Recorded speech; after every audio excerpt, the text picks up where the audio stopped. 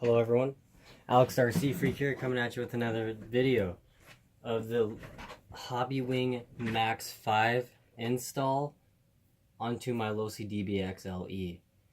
So what we got here, this is the Hobbywing Max 5 with the connectors. This is high quality stinger for like amplifiers and car audio. 8 gauge wire I got from my local Aspen Sound in town. So they gave me, I bought this wire or whatever, and I bought a couple feet of it and soldered my soldering gun. The tip started wearing out, so it's kind of a little bit of a pain to get these soldered on, but I got it done. My soldering gun was the reason why. So I need a new tip. That tip's like 4 years old. But here's the Hobbywing Max 5 ESC. I sprayed some plastic adhesion promoter down. It's clear, you won't even ever be able to tell. It just helps stick this a little easier. I sprayed it. I made a custom mount with using the stock ESC plate. Now I got a piece of Lex in here. You can get this at your local hardware store. It's about an 1/8 inch thick piece of clear Lexan, and I bolted it to the factory ESC plate. Now I did have to do 2 little grooves in there. 2 little grooves right there, and then drill 2 holes there. Because then what's nice about this ESC, if you don't know already, is there's 1, 2, 3, 4, 3mm screws. So keep in mind, you'll need some shorty screws like this because you don't want to go through the circuit board. You want to be very cautious of that. But you'll need some short screws like this. They're very short. They're probably about 5-7mm maybe. But yeah, see, this is a clear ESC plate. It fits in there nice. There's going to be a tower that on the stock ESC. There's going to be a tower that comes up, and it holds your wires, your motor wires, all that kind of stuff. You'll have to remove that completely, not use it anymore to do the Max 5 ESC. Now, there's a company that makes an aluminum one where you have to jam this receiver wire underneath it like that and do a little weird little twist thing like that, and then bolt it down. I think that's crappy. And then they say use hot glue on the wire to glue it. I just think that's junk, in my opinion. It's just, I don't like doing it, a hot glue on a wire. It's just, I think it's a stupid idea all the way around, in my opinion. But anyway, so basically I improvised, and I made this work. I just cut it, and it did take a couple hours to get this right. So, you know, I put a tapered flathead screw here, so that way it's flush with the top. And these are sticking up stainless steel with 3mm flat washers on it, but it looks really nice. So basically you stick this with double-sided tape, and you can bolt it down too, so that way you know that it won't, you know, come off, or who knows, you know. So basically I just wanted to kind of show you that you guys can do this. This is a mod for the DBXL-E to fit this ESC onto, and it fits beautifully on there. So, and it's out of the way for the spur gear, because that's why there's this notch here, is for that spur gear, the center differential spur gear, or ring gear is what I'm going to call it in the technical term, but people call it spur gear. But anyway, that spur gear is pretty close. If you do this straight across, it'll rub, so you got to cut it out all the way, and that's what I did. And you don't need to do much, it just needs to be a little bit off set to get the ESC to fit in there, and it'll fit in there just fine. But yeah, I just want to show that it looks really nice. That's what you'll need to do. That's the back of it, just to give you a good look. So this is my Hobbywing Max 6 ESC. So this is the size comparison. They're 2 completely different ESCs. They both can handle 8S. This one's 160 amp, the Max 6. The Max 5 is 200 amp constant, and it has 8 gauge wire on the 200 amp one, the Max 5 one, and it has 10 gauge wire on the Max 6. So there's the side-by-side comparison. You know, they're about an inch. The Max 5 is about an inch longer and about 8mm wider in footprint. But yeah, they're both, like, you know, a good ESC. I have not ever even plugged these into any batteries. I've never even calibrated them to my transmitter yet.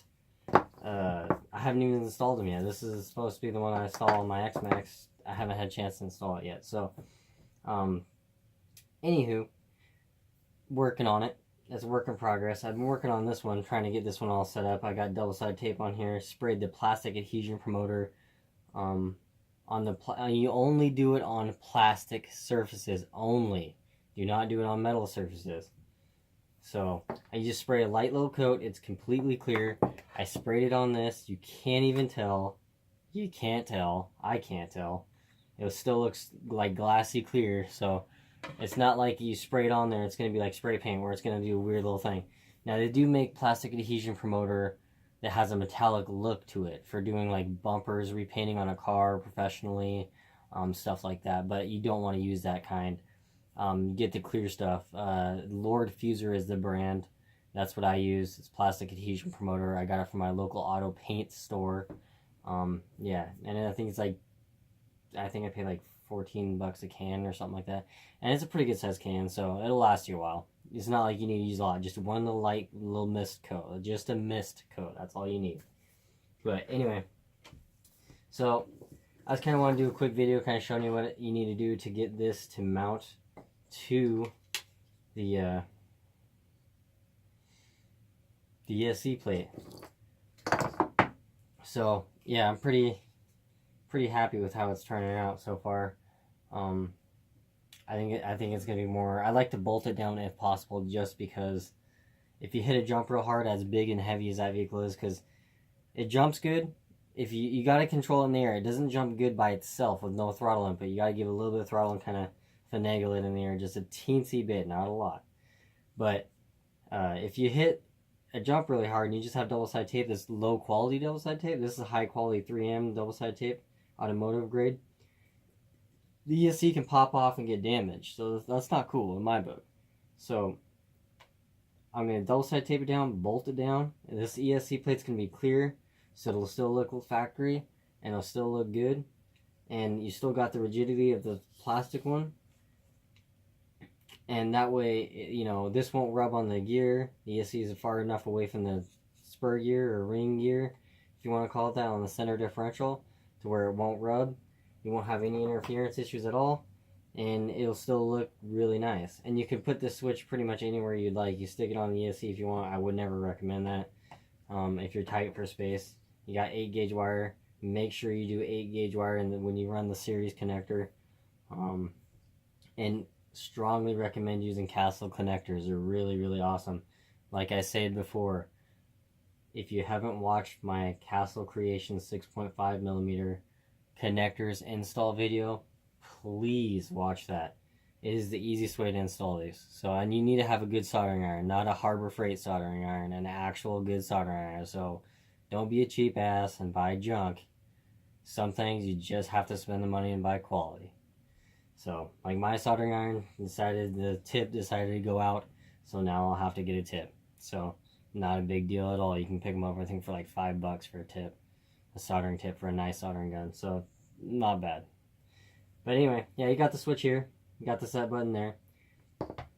And for anyone who doesn't know, you press and hold the set button, power on the ESC. With 2 fully charged batteries plugged into the ESC, your transmitter's on. Make sure your transmitter's on first. Press and hold set button, power on the ESC. Let go of the set button. With the throttle trigger in neutral position, without any touching it, press the set button. The motor will beep 1 time.